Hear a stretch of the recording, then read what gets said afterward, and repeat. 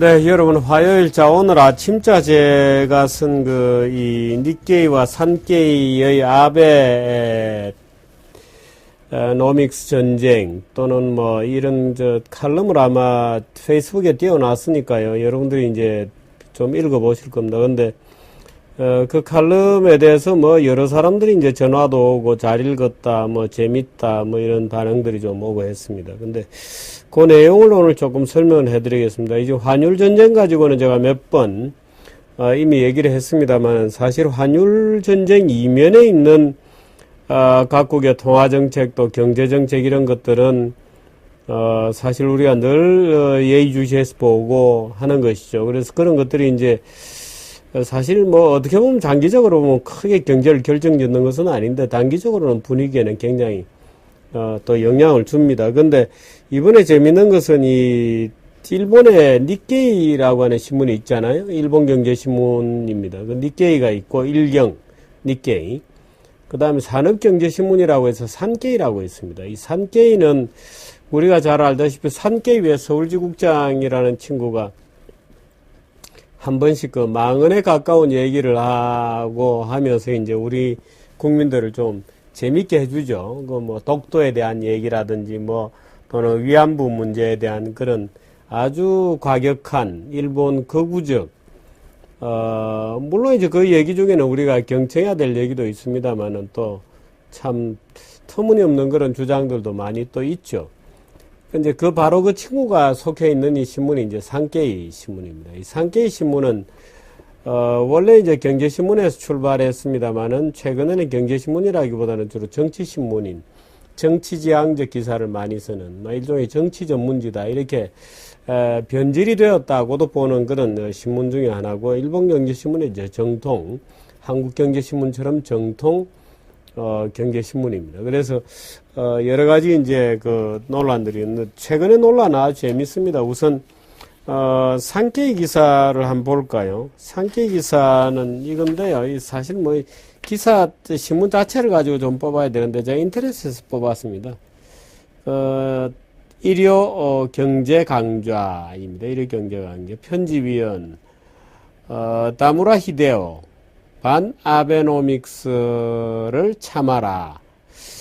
이제 이런 얘기입니다.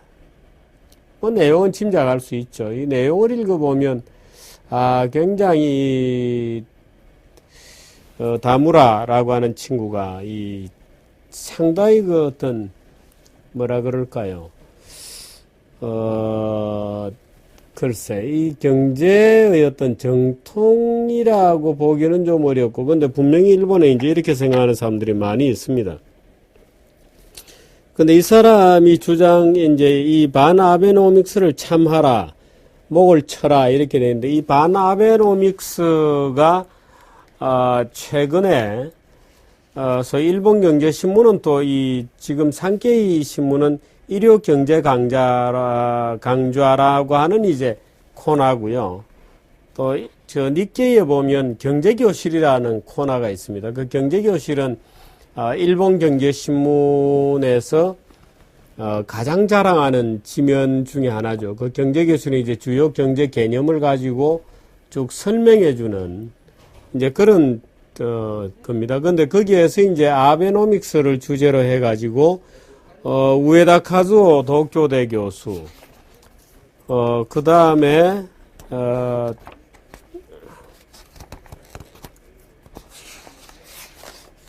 또 사쿠라가와 마사야 게이오 대학교 교수, 뭐 이제 이런 사람들이 호시다케오 스탠포드 대학교 교수, 뭐 이런 사람들이 이제 몇 번 시리즈를 4번에 걸쳐서 썼어요. 4번에 걸쳐서 썼는데, 대개 이제 일본 경제 신문의 논조는 소위 아베노믹스가 경제 이론에 맞지 않는 거다. 모시도시 있고 도시샤 대학교 교수, 뭐 이제 이런 분들입니다. 이런 분들은, 여러 가지 이제 이 대담한 금융완화, 소위 아베노믹스가 금융완화를 통해서 엔화를 끌어내리고 또 물가를 일정 수준 오를 때까지 윤전기를 돌려서라도 돈을 찍겠다고 하는 그런 전략이 소위 자산 거품과 인플레 쇼크를 불러올 수 있다. 또 그것이 국채 가격을 폭락시키고 그 국채 가격이 폭락하고 나면 더 이상 일본 국채가 팔리지 않는 그런 그 쓰레기로 전락할 가능성도 있다. 그래서 아베노믹스의 그 주장은 굉장히 도박적이어서 실패로 끝날 경우에 후유증이 굉장히 클 것이다. 이런 이제 우려를 담고 있습니다.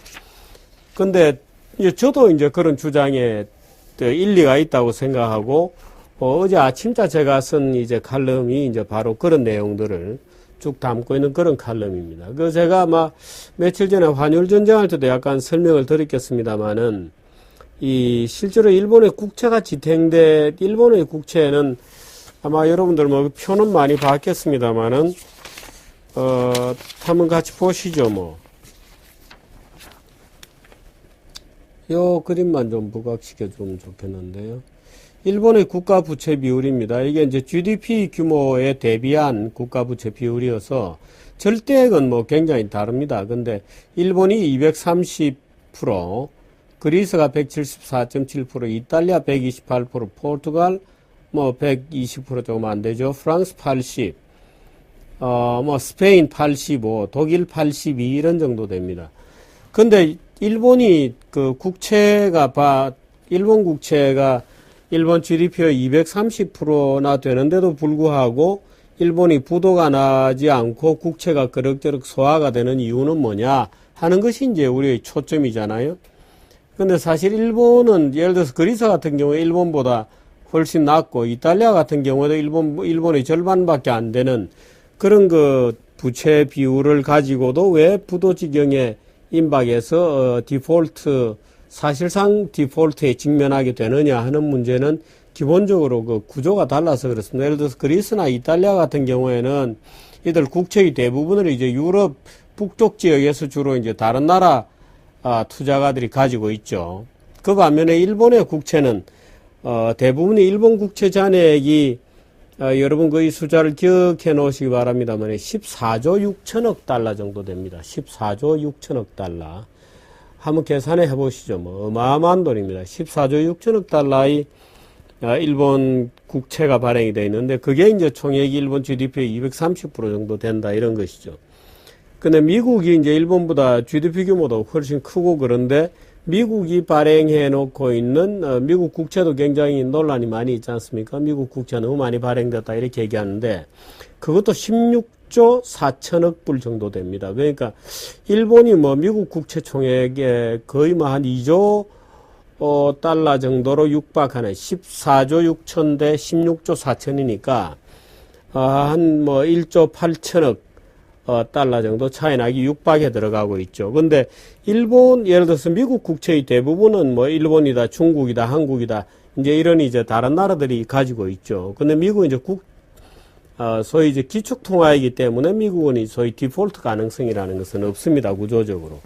근데 일본은 디폴트가 생기지 않은 이유가 뭐냐? 일본의 그 국채는 대부분이 일본 국내인들이 가지고 있습니다. 일본 국내 금융기관들이 가지고 있고, 전체 국채 18조, 국가부채 14조 6천억 원 중에 외국인이 가지고 있는 것은 6.3% 정도밖에 안 됩니다. 근데 물론 6.3%라고 하더라도 예를 들어서 외국인들이 적극적으로 매도세에 나선다 이러면 일본은 굉장히 어려운 입장에 처하게 되는데 어떻든 주된 것은 이제 일본 국내인 내국인들이 그 국채를 가지고 있기 때문에 그 국채 폭락이나 국채 디폴트 가능성이 적다 이렇게 얘기되고 있어서 지금 논점은 일본 국채 가격이 과연 유지가 될 수 있느냐 폭락할 거냐 하는 그것이 이제 논점입니다. 근데 지금 이제 편집위원이 다무라 히데오 이제 산케이 편집위원은 경제교실에서는 이 국채 가격이 폭락할 수 있다고 주장하는데 웃기는 얘기다. 폭락 안 한다. 일본 국민들이 그렇게 어리석은 행동을 할 리가 없다. 이제 이런 주장을 펴고 있어요. 조금씩 양적 완화를 하면서 일본은행의 정책을 전환하는 것만으로도 국채 폭락은 피할 수 있다. 이런 정도로 얘기하고 있고, 일본 국채 폭락한다면 증세 대신 지표를 찍어 장기 국채를 매점하는 세계 최대의 채무국 미국, 유로 지표를 찍어 그리스 등 채무국의 국채를 매점하는 유럽, 등과는 다르다. 이제 이런 주장을 펴고 있습니다. 근데 사실은 일본의 국채가 유지되고 있는 것은 일본의 물가가 싸기 때문이라고 지난번에 말씀드렸는데요. 만일에 물가가 지금 국채 수익률이 0.71% 정도거든요. 근데 이제 1% 정도라고 보면 물가가 마이너스 1%면 1%라고 일본 물가는 계속 떨어지고 있는 중입니다. 그래서 일본 물가는 계속 떨어지고 있는 중이어서 일본 물가가 예를 들어서 마이너스 1%다, 그 국채 수익률 2%다, 그러면 실제 국채 투자자들은 실수익률은 2% 정도의 실수익률이 되는 겁니다. 바로 그 점이 이제, 일본 국채를 사게 하는 요인입니다. 근데 지금 아베가 얘기했듯이 아베는 지금 2%까지 물가를 올려가겠다고 하는 2% 물가 목표 타겟을 가지고 있습니다. 2% 이하로 안정시키겠다는 게 아니고 2%까지 끌어올리겠다는 겁니다. 근데 물가가 이제 이렇게 다행히도 돈을 많이 찍어서 다행히 아베가 성공을 해서 물가가 올라갈 경우에 물가가 올라가게 되면 국채 투자가들이 이제는 1% 정도의 수익률로는 이익을 못 내는 거죠. 물가가 마이너스 1일 때는 마이너스 1 더하기 1 해서 2% 정도 수익을 받는데 물가가 만일에 2%다 그러면 물가보다 국채 수익률이 낮다 이런 상황은 받아들일 수가 없죠. 그렇게 되면 이제 물가 2%까지 올라갔다. 그럼 실제 수익률 2%를 종전처럼 보장하라. 그렇게 되면 국채 수익률이 4%까지 올라가게 됩니다. 수익률이 올라간다는 얘기는 국채 가격이 폭락한다는 얘기하고 똑같은 얘기입니다. 그 국채 가격이 폭락할 경우에 이렇게 되면 4%의 수익률을 보장해 주려면 일본 정부가 이자를 더 많이 줘야 되죠. 근데 이자는 뭐냐? 지금 일본 정부 1년 예산의 25%가 국채 이자를 주기 위해서 그나마 1% 이자라도 1% 이자 주는데 전체 예산의 25%를 쓰고 있는 겁니다. 근데 만일에 국채 이자율이 4%로 올라갔다. 그렇게 되면 전체 예산을 모조리 국채 이자 갚는데 때려 부어야 되는 그런 상황이 오는 거죠. 그렇게 되면 이제 일본은 파국적 양상으로 치닫는 겁니다. 그래서 아베의 도박이라는 것인데요. 만일에 실패하면 그 자체로서는 의미가 없는 거고 성공하면 성공한 것 때문에 일본은 심각한 문제에 빠질 수 있는 말하자면 그런 국면에 처하고 있다 하는 것이 이제 아베의 도박이라고 하는 논쟁의 본질입니다. 그래서 우리도 그런 과정을 조금 눈여겨봐야 주는 게 좋겠고 하는 점에서 오늘 약간 설명을 드렸습니다. 그러니까 이 국가부채 비율이 높은 것이 유지대가 되는 게 일본 국내에서 많이 가지고 있지만 그렇다고 해서 무슨 애국심 때문에 국채를 가지고 있는 것은 아니다. 그나마 마이너스 물가 상태에서 2% 정도 실제 수익률이 났었는데 그 실제 수익률을 보장하려면 다시 국채 수익률을 더 높여야 되고 그렇게 되면 국채 가격 자체는 폭락이다. 그렇게 될 경우에 일본이 굉장히 심각한 또 다른 위기에 봉착할 수 있다 하는 점이 이제 일본 국채 가격의 문제 중에 하나입니다. 약간 간단한 해설을 드렸습니다.